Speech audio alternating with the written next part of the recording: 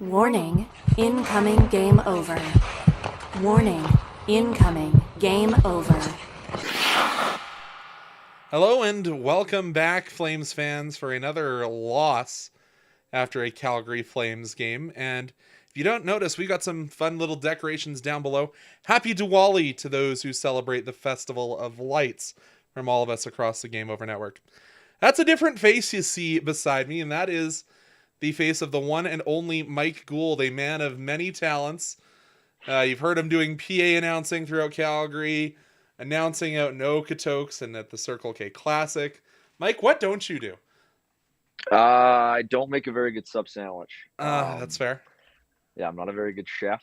I'm not. I'm not particularly strong. Not particularly good in the gym. But I'm okay. So you're I don't. saying you need to get a body like Ryan Lomberg. That's the only thing you're missing here? Yeah, that center of gravity is pretty darn low. That's kind of the goal. I think that's the goal for every man. That's probably true. You want to know what the goal for the Game Over Network is? Is to keep What's that? expanding and taking on the hockey duopoly that exists in Canada. I got an ad read, Mike, if you couldn't figure Go that for one it. out. As that's always been my strength, hey, Mike, the transition Hmm. game. That's right. Anyways, check out the Game Over show of the Game Over Network on the main hub channel, Hyperdrive Hockey. All things hockey across various leagues in multiple countries. Whatever it is and whenever it is, Max, Daphne, and Kev have you covered for all your hockey news with a steady dose of fun and fan engagement.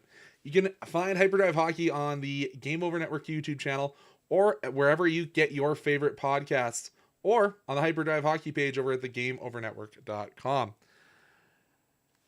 But Mike, I'm trying to avoid talking about this game if you couldn't tell. We joked about how I was gonna actually start this as Game Over Yankees Yes. and talk about the fact that I had the World Series finals on instead of maybe some of that third period. And I don't think I Understandable. missed much. Um, but a very weak game from your Calgary Flames. Yeah, they didn't really come to play, did they? And you think It they was a would, game. considering the historical significance of today's game for a certain member of the squad. Yeah, I mean, and quite honestly, I thought his line was their worst line, which is, that's bound to happen some nights. The Backlund line has kind of been carrying the Flames for a lot of the early goings of the season. It's been very strong, but I thought Blake Coleman had a really rough night. I thought Sam Honzik had a tough night. I Sam thought Houndsek shouldn't Backlund, be in the NHL, but we'll talk about that later. yeah, we will. And I thought Backlund himself was just okay. And you know what? It's a new building, a building that they're not familiar with, a city they're not really familiar with, a line mate who they're not as familiar with, and just they tried to do some things to make this sort of tilt in their favor, and the shots on goal did for a lot of the game. Although I have my own theories as to why Utah's shots were a little bit lower at various points. Um, and in the end, yeah, they just kind of stopped. They didn't stop trying, but they definitely looked like they stopped skating, especially sort of midway through that second period. And from there wasn't really a whole lot to be done. When I'd argue Kevin Ball was your most visibly good player tonight, that should say something about where the Flames were on any given night. I don't think you ever want to refer to Kevin Ball as the best man wearing the Flame and C on his chest. Well, other than Dustin Wolf, and I'm sure we'll talk about Wolfie later as well. Yeah, Um, but we'll go through the events a little bit here. Obviously, Alexander Kerfoot opened the scoring on a shot I think that Dustin Wolf will want to have back. Kind of slipped through the pillows, but when you turn over the puck at the blue line on 3 attempted zone exits, something's going to happen. Like, that's just the way hockey is. yeah. I mean, they were pretty sloppy all night long, and we can talk about each and every goal individually, but ultimately, I think a lot of them were very similar in the sense of Utah was able to move the puck pretty well, especially around the perimeter. The Flames let them do so relatively unimpeded, but it kind of hampered them because Utah would just generate so much momentum that way. And then they made one pass into the middle, and then quick shot beats Wolf, usually, up high, which That's sort of always been the calling card against him. It hasn't been so much this season, but tonight it was an instance of they just kept picking those corners. And when you get beat 5 times in one game on those shots that are just perfectly placed, some of them have to be saves. And that's an instance where I think there's a reality where this game ends 3-2 Utah, and it feels a lot more equitable than it ended up looking on the surface. You look at just how close the shots ended up being. I thought the Flames had some good chances in the early goings of the game that kind of tapered off. And Utah, yeah, I mean, just like you said, it was a lot of goals that looked exactly like that one by Kerfoot.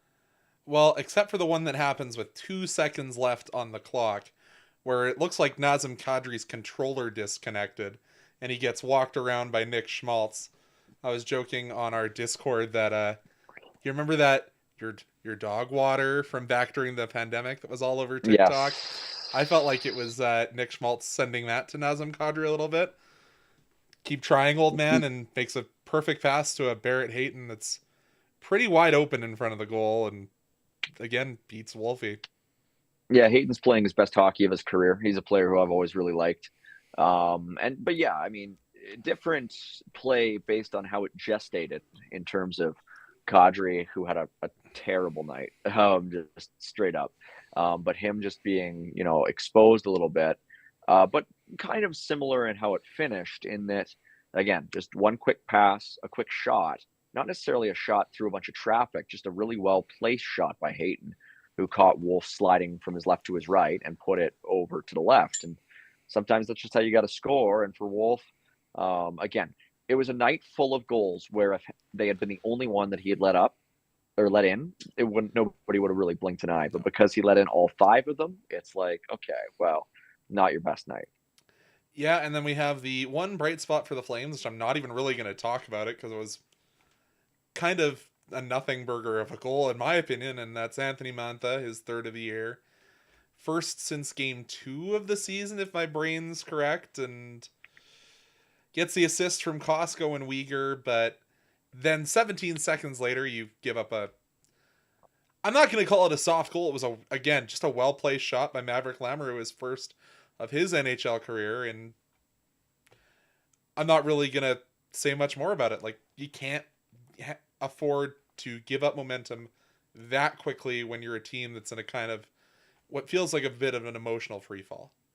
Yeah, the Lamoureux and Sergachev goals back to back were probably the 2 that I maybe had the biggest qualms with. The Lamoureux goal, just a really nice shot from distance again, and a hard shot. The Sergachev goal, kind of a wrister. And I get it. Barrett Hayton was right there in front of the net, providing that screen. That's what he does so well. But if you're Wolf, that's one that you want back for sure. And not even a shot that looked like it was moving all that quickly. Yeah, great to see Maverick Lamoureux score. That's a prospect who I've really gained appreciation for over the last couple of years. A guy who I hope Utah doesn't trade for more defensive help in the now, because I think he's a really good player. A player who everybody, when he was picked in 2022, was kind of like, oh, that feels like a bit of a reach.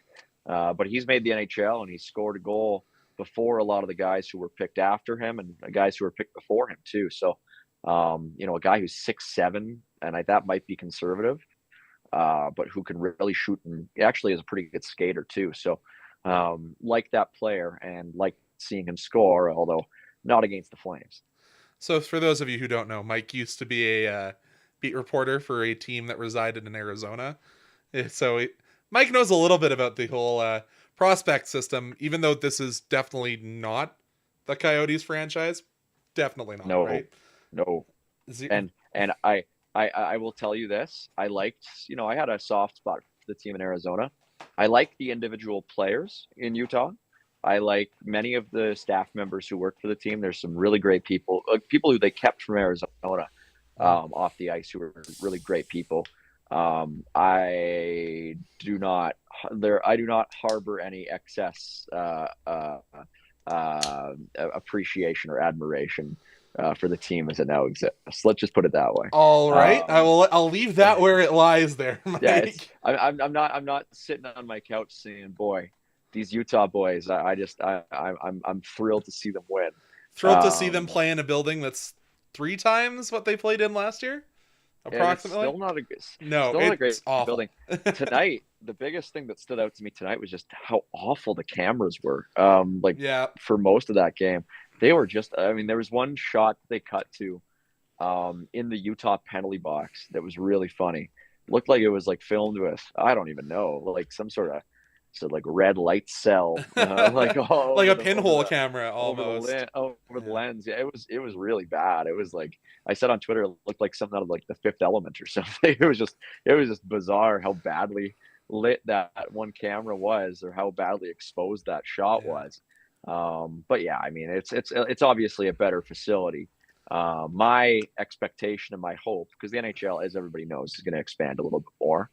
When Arizona gets a competent owner and a competent building, because that's a market that everybody in the league wants to go back to.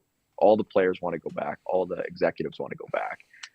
Those Utah Arizona games in, give it 5-10 years, those are going to be testy, because, and like even more so than what we saw Winnipeg, Arizona, because aside from the obvious, they took our team, a slant to it.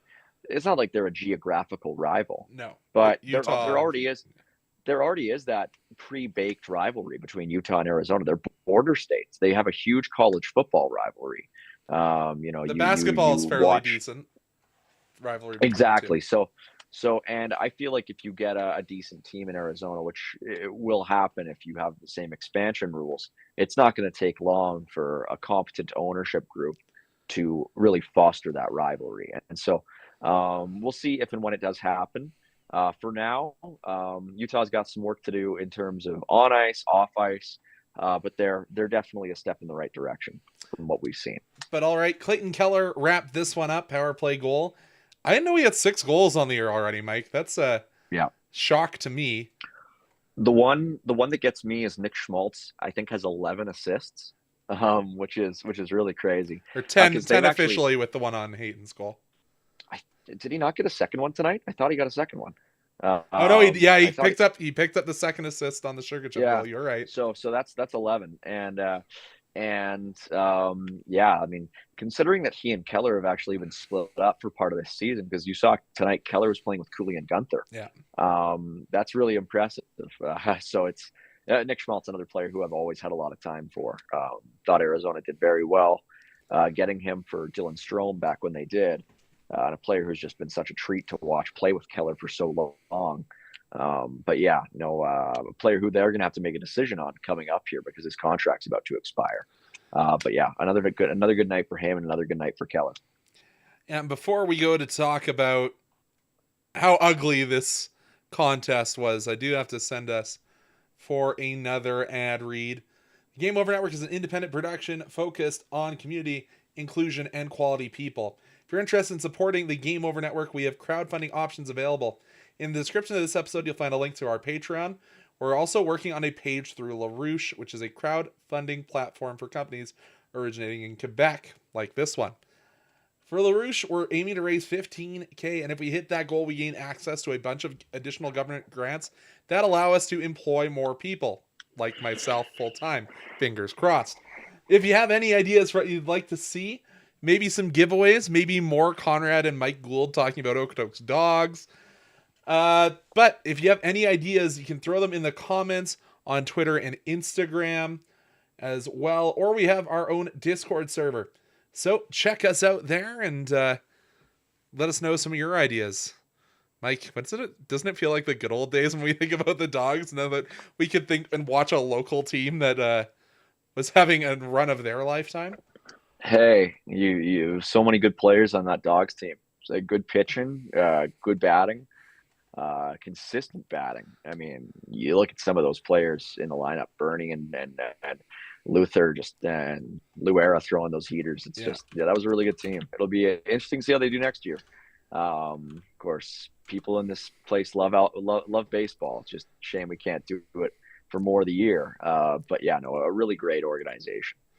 And close to the Geeky family, as Noah Geeky pitched out there, one of the family, one of the many athletes in that family. Jeez. Well, and a player who was drafted by this franchise and who briefly belonged to the Utah franchise, Connor Geekie, before they traded him for Sergachev in a deal that I wasn't super high on at the time, but Sergachev had a good night tonight. Still a little skeptical in that contract for Utah, but we'll see how it ages. But I thought, I liked Connor Geekie for this Utah team moving forward, and I liked JJ Moser moving forward, but you kind of have to take some swings at a certain point, even if there's a little bit of risk involved. So we'll see how that pans out for him. Yeah. Again, excuses to not talk about this hockey game. We're full of them. Yeah. Yeah. But these are kind of teams that started off the year similarly. The Flames winning 5, the Utah City Hockey Club winning 3.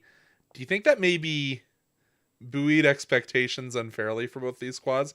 Because I know when the Flames were on their winning streak, there was all this, we need to go buy a middle six right-handed center, which we do need a right-handed center. I'm not saying that's not a need, but is it as desperate as a need now with the Flames 4-game downturn? I don't think so.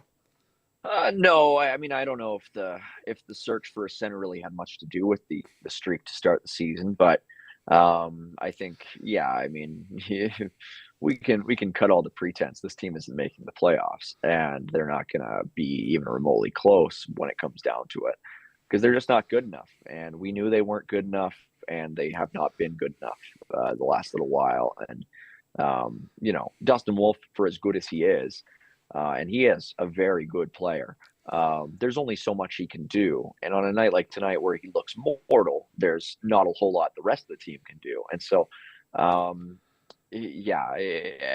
think people were right to be apprehensive, and people are right to sort of want to exercise caution and not give up, not see the Flames give up a ton of assets for where they're at.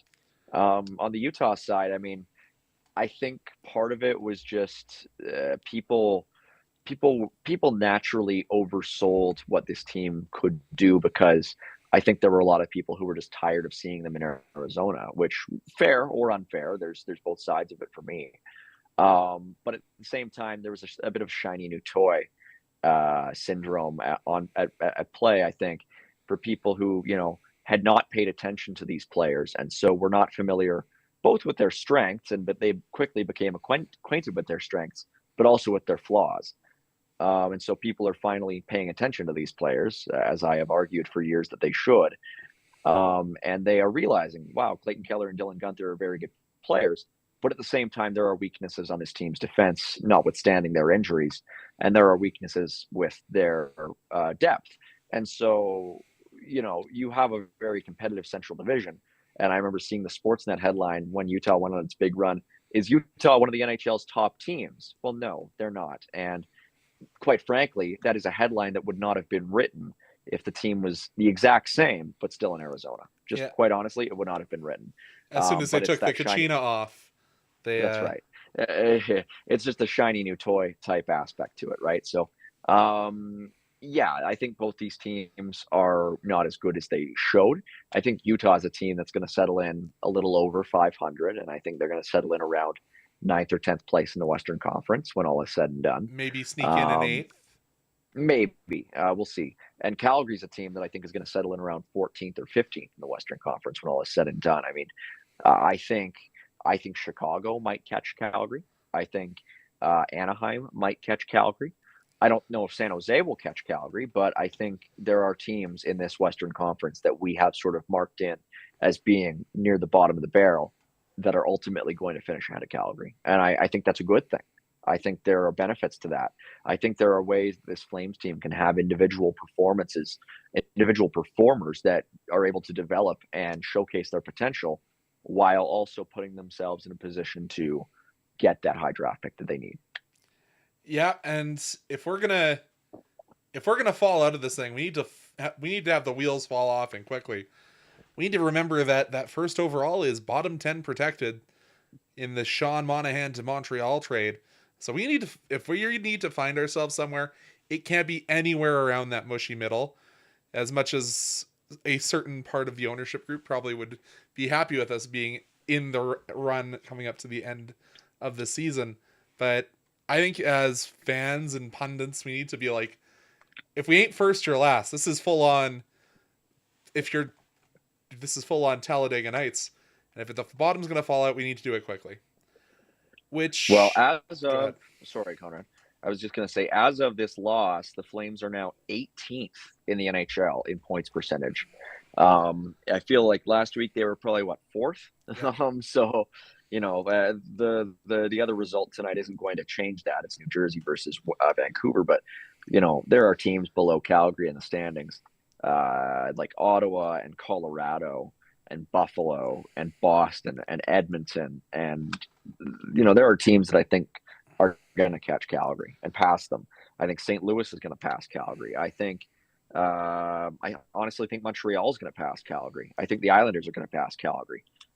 As bad and terrible as they are, I think Detroit will probably pass Calgary. As hideous as that team is, there are. I just think ultimately what it comes down to is Calgary. You look at these teams around the league and you see teams that either have older cores that are a little bit, that are still very, very good, but are declining a little bit, or you have teams that have young cores that are still growing. And Calgary kind of has neither of those things because, Kadri and Huberdeau are good players, but they're not the formation of an elite core. And Calgary doesn't have a young core. They just don't. They have a couple good young players in Dustin Wolf and Zane Perek and Connor Zary, but that's not a core. You need a sort of a layered approach, and Calgary just doesn't have that depth yet. And so you need those high picks to sort of push these guys down the pecking order a little bit. So when it comes down to it, guys like Matt Coronato and Sam Honzek are not being asked to be the solution, are not being asked to be the guys. They are the guys who you are happy if they turn into NHL players and good NHL players. So, Mike, I'm going to pose this question to you. This is something you've already stated the answer to this, so I'm just going to put up on a T for you. Sam Honzek, should he go down, who is the obvious guy to make the return? And why should it be a certain man from Quebec? Yeah, I mean, you kind of nailed it. I think it should be Jacob Pelche. He's been great to start the season. I think he's got a ton of energy behind him right now. He's got a ton of sort of vigor, and he's got a big chip on his shoulder, trying to prove people wrong. He doesn't have a goal this season, but he's got, 11 assists or something. And he is, I mean, that's what happens when you're playing with a guy like Rory Cairns, who's just lighting the world on fire. You don't need to score. Just how it works. And so, yeah. So call him up, put him with a goal scorer like Nazem Kadri, Andrei Kuzmenko, keeps giving assists. Play with something in vinegar. I'd put him with Backlund. Oh, really? I'd put him with Backlund. Yeah, I'd put him with Backlund. I think that's the natural fit. He reminds me, he's got a bit of Mangiapane in him. I think he's a much better possession player at this point in his career than Honzek is. Honzek, has really good physical tools, but he looks overwhelmed. I don't think there's any real reason to pick around it. Tonight he looked overwhelmed, and I think he looked a little overwhelmed in his last couple of games before he got hurt. And you know what? He's a great story, and I think he's going to be good in the American League. And the Wranglers have the mechanism needed to support him as he makes that switch, which I think he ultimately will. It is worth mentioning, and I mentioned this on a different show a couple of weeks ago, and I was incorrect about it. But Honzek is slide eligible this year. So if he doesn't play 9 games in the NHL, which again, I don't think he should, you can send him down to the American League and his contract will not toll, or will toll. It will not elapse. So you can push it forward a little bit. And that's something that I think the Flames will be motivated to do. And getting Pelche up, it's just a natural idea. I mean, he's a guy who deserves another look. I think they were lucky that he got through waivers, and I think he will give the team maybe a bit of a spark. Because as much as Kirkland has been incredible, I think having him and Rooney rotate in that fourth line center or wing role, what have you, is going to be where the Flames are at for the future. And if we're going to somehow continue to carry 8 defensemen for whatever godforsaken reason, it's just I don't get it, Mike. Why is this team that's trying to rebuild dead set on having Kevin Miramanov sitting in the press box, and like it just not a lot of the decisions on the back end make sense. Like Hanley was not good last game, and he's supposed to be the quote unquote defensive specialist of that rotational group. And there was nothing added today by the additions. Like, yeah, I don't know if it's I don't know if I find the rotation up there to be the biggest deal. What I do have issue with, like I don't think the difference between Barrie and Miramanov and Hanley is all that huge. I like Miramanov the most of the three of them. He's the youngest. I think he has the most upside. He has struggled enormously this season, but he was good with Uyghur to finish last season, and I think there is something there. Maybe they try him at winger for a game. Who knows? But the issue that I have with Barrie and Hanley being there is I would like to see, some of the kids. I'd like to see guys like Poirier and Grushnikov and Solovyov and Kuznetsov. You're going to end up sitting somebody regardless. And ultimately, when you look at it, guys like Uyghur and Anderson obviously aren't coming out. Kevin Ball's not coming out. Pahal probably shouldn't come out. In my opinion, Bean probably shouldn't come out. And so that but he was out tonight. Bean was not out. He was out. Bean was in, but Yeah. Bean has been out. Yeah. There have been times where he has been out, but he was in tonight. And I don't think he should come out. I think he's one of their better defenders. And so, when it comes down to it, you're really only looking at one spot, and obviously, I don't think you want Miramanov to sit for that long, because I think you want to see what you have in him too. And so, it's just a bit of a quandary for them. I don't know how they're going to approach it, because I don't know if they're necessarily going to be looking to move Rasmus Anderson at any point in the near future. I think there's a better chance they look at trading one of their forwards. And, Friedman had a 32 Thoughts piece that came out during today's game, actually, where he was talking about Colorado sniffing around forwards. And, similarly to how Utah just traded for Oli Mata, who's on an expiring contract. The guys who Colorado is coveting, I could see being on expiring contracts. And it just so happens the Flames have got a couple of those guys. They've got Anthony Mantha. They've got Andrei Kuzmenko. And so I wonder if there's a fit there, because Colorado's forwards have been so decimated. Oliver Shillington was playing forward for them today. Yeah, I was about to bring that up when you talked about if we should throw Miramanov at forward. Shillington's adventure to forward didn't go too great today. Only 5 minutes played in the -2. Yeah, he was not good. He was on for 2 goals against in the first 80 seconds of that game for him. They're bringing up guys like TJ Tynan. Like Matthew Phillips is probably next on their list in Colorado. That's they're getting real. They're getting into a certain area there. Yeah, it's pretty thin. And so they got Ivan or Ivan who scored a goal tonight. It's just not what you want to see if you're Colorado. And so I could see a guy like Kuzmenko being of a lot of interest to them. Now, I don't know how they're going to make the money work, but we'll see. So, lots to think about for the Flames. They just got to sort of thin down the herd a little bit, because they've got a lot of guys at every position. So we will continue talking about some of these trades on the other side in the third period. But our third period is going to be brought to you by Game Over Ottawa. Join Charlie, Mo, Nick, and Damien to bring you post-game reactions for a team that I personally think is kind of on the where the Flames need to be in 2 to 3 years, on the up and up, but they're the oldest rebuilding team in the history, according to Mod. But go get Sensed over at Game Over Ottawa. Find them and the rest of the Game Over Network at thegameovernetwork.com. Flames are missing so much of what Ottawa has, though. They don't have a Stützle. We don't have a Stützle. They don't have a Kachuk anymore. It's just they've got some pieces, and they have a goalie that Ottawa doesn't have just yet. I mean, they've got Olmark obviously in Ottawa, but he's an older guy and he's been hurt and inconsistent so far. And Calgary's kind of got their goalie of the future, whereas Ottawa doesn't. But Calgary could stand to add some of those pieces, and that's what they're going to try to do this year. Yeah, and I know that we were talking about trades, and I don't know if you're around before the trade deadline, because we've got lots of different hosts for this game. Do you see Rasmus Anderson making it past this trade deadline? Yes, I think so. Unless there is a major bidding war that picks up, which, is not uncommon. The last defenseman who I remember being traded sort of in this scenario was Chikrin, to Ottawa. Actually, coincidentally, it was sort of in a similar position contract wise, because he only had a couple years left on his deal. If my memory serves me right, I believe he had 2 years plus the rest of the season that Which I Arizona think traded him. Rasmus only has 1 Has plus. one, exactly, Yeah. 1 plus.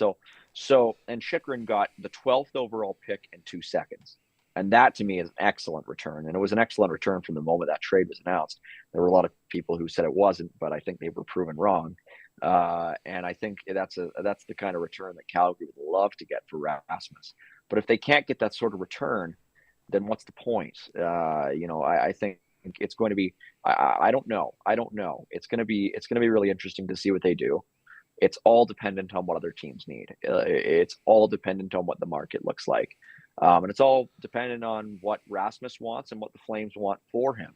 But my gut says I think they're going to get too focused on their UFAs. I think they're going to get too focused on again the Kuzmenkos and the Manthas. Now the equation changes if those two guys are dealt early.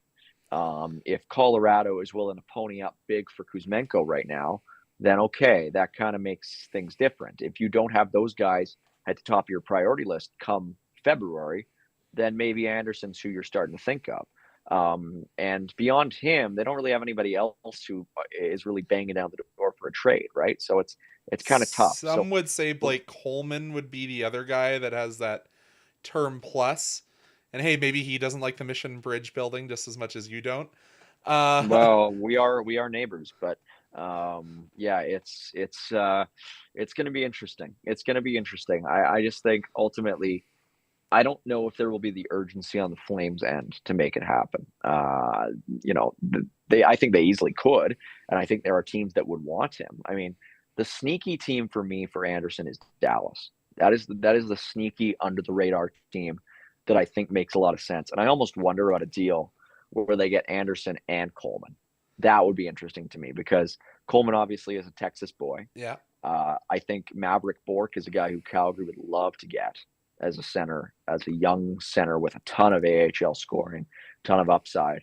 And I think if you move both those guys, you can maybe have a chance to get him because you look at Dallas's defense and their right side is not as good as you might think. Their big salutes this summer were Matt Dumba and Ilya Lyubushkin, and not top 4 guys at all.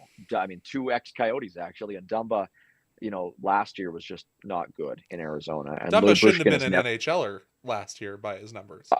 Yeah, like it was rough. And then Lyubushkin, yeah, same kind of deal. So Anderson to Dallas is one that I would keep an eye on. I think there is. I'm not hearing anything. There's nothing coming into these ears specifically about it. But it's just one, especially with Coleman being in there as well potentially.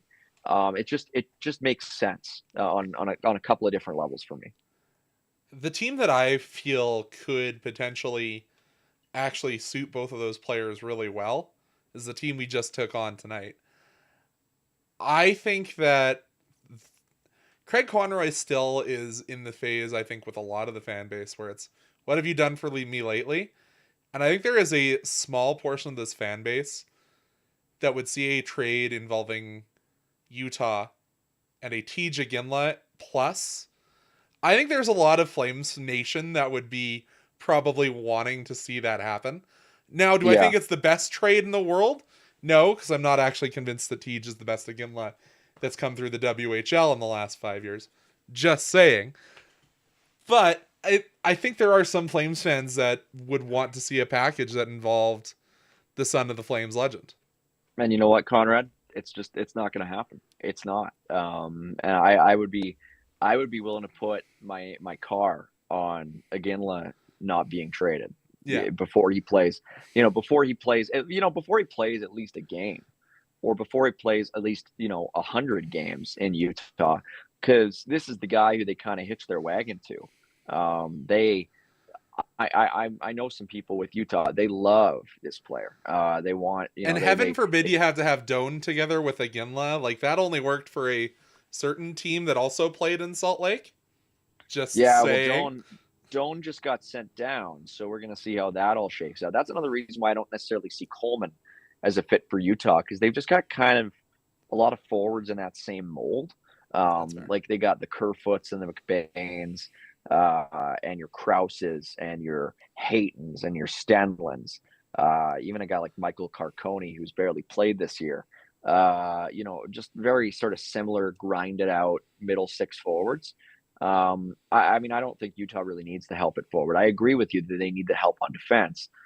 The only problem now is that with Mata in, they kind of got a bit of a logjam, and it's going to be interesting to see how they handle things once Marino and the other guy they got, Jersey, come back, because there's not going to be room for all those guys, and it might result in a guy like Maverick Lamoureux is obviously going to go down.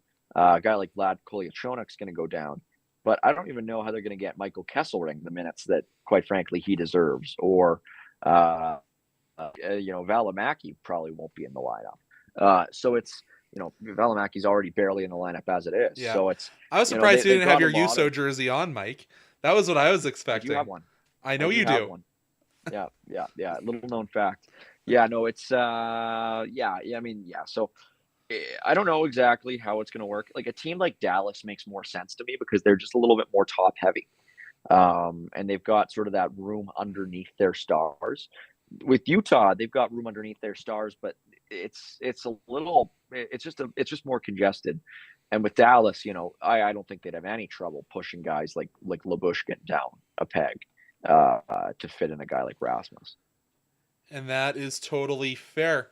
So, folks, we got one more ad read before the end of the show, and that's going to be when we field some of your questions.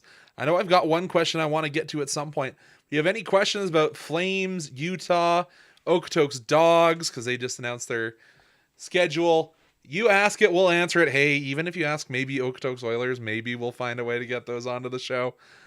But I got to show you one more thing before we do that. So I got to turn off a few things to make it work. There we go. Everyone's so excited to hear about my backhand. But the merch for Game Over is here. What better way to support something you love than by rocking it as clothing? Game Over's apparel line has dropped with 3 unique designs. Whether you like the nostalgic pull of our retro skater design, want to make a statement with our established design, which is on sale until the end of tomorrow, so go get it now if you want it. Or just want to wear your love for goalies proudly with our Live and Die by the Goalie design. Or if you just need another coffee mug that isn't shaped like a Pokeball. I'm still not going to let that down, Jets fans. But if you want to pick any of those up, head over to the QR code, which is in the bottom of our screen now. Take a look through our apparel store and help us rebuild local sports media in Canada while repping your community. I can turn a few more things back on. But Mike, I'm going to start with this. How bad are our zone entries on the power play and in general? That it just drives me nuts. Yeah, Nazem Kadri is generally the guy who's responsible for that. And when he's not going, it's just not going. And tonight, Kadri had one of his worst games as a Flame. And it just didn't go. And so, they've had better success at certain points on their entries. I think as Sharon Govich gets a little bit more healthy, he'll be asked to do some of that work.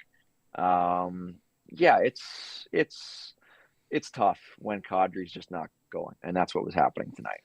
And power play 2 was bad as it has been all year this year. Like, as much as I agree, Michael Backlund, 10K, it's your game. I don't think our power play 2 should be run by Backlund and Coleman. Like, I just don't think that's their strength. I'd rather see some of the young guys. I'd rather see Costco be your puck distributor because they distribute so many goods. But anyways, like, give it to the Zari, give it to these new gen stars that you're trying to develop. And hey, if you have to throw Ryan Lomberg, the Lamborghini, in front of the net to try and start something a few more times a game, I'm not against that either. But that's No. just my 2 cents. Whew, New Jersey is just smoking Vancouver right now. Oh, I Swear it's feel just so bad for Kaya. 6-0. Whew, Oh, that's gonna be no, Kaya's not doing that one. I think it's Markey handling that one solo. So, six different goal scorers for New Jersey.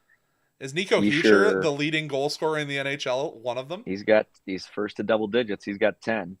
Mercer's got one. Myers got one. Palat, Hughes, that's Jack Hughes, and Tatar. So Jacques? Jack Hughes, that's right. How shocked are you that it's Nico Heischer leading the NHL in goals scored this year? Not really. This stuff always happens in October. It's you get these weird hot starts. I remember one year there was a guy in Columbus. Who was it? Who had that crazy start to the year? Oh man. Mike, you're the encyclopedia, not me. Well, I'm just trying to think. But you always see these weird. Aberrations in Uh, the early season. yeah, it wasn't Cam Atkinson. It was somebody else, but who just went on a crazy tear. And never really did that again. I mean, Boone Jenner had a crazy 30-goal season out of nowhere once upon a time. It's just the way that these things go sometimes. And Nico Heischer is a good player. I maybe wouldn't have pegged him to do that, but just the way she goes. So I'm going to ask you a couple questions that I've had rattling around this old skull of mine. What are your thoughts on Anthony Mantha? I know he scores today, but I feel he's been for somebody that's 6'4", I don't know how he's so invisible. Yeah, he's come as advertised. A guy who gets traded a lot and generally gets healthy scratched by his team upon arrival. Washington healthy scratched him a bunch.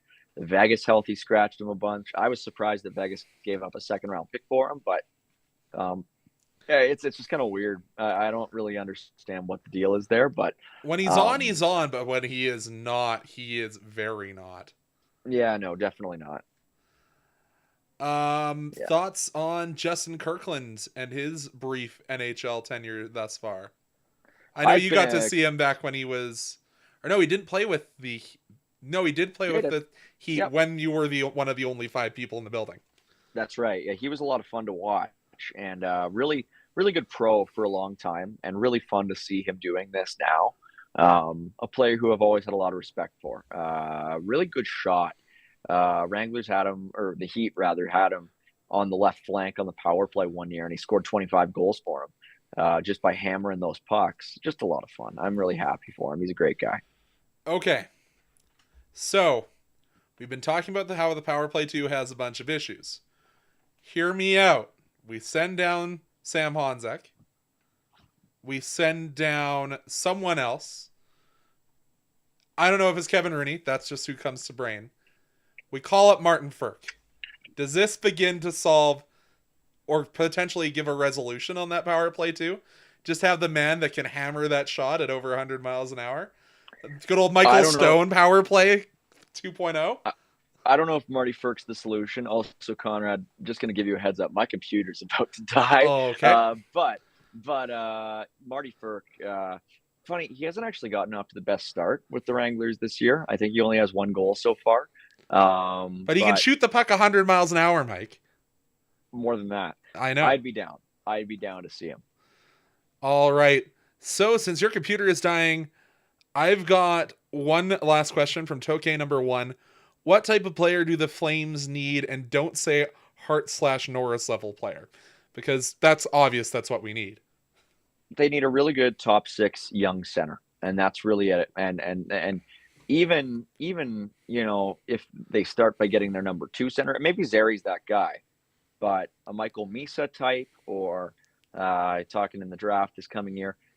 I don't know what exactly they need. I mean, but they just need that young foundational forward, because that's kind of what they lack right now. They have that foundational goalie and that foundational D, you hope, in Perek. Now it's about getting those forwards. Or we stay bad for 4 years, win 2 draft lotteries in a row, and draft Gavin McKenna into Landon DuPont. That would be nice.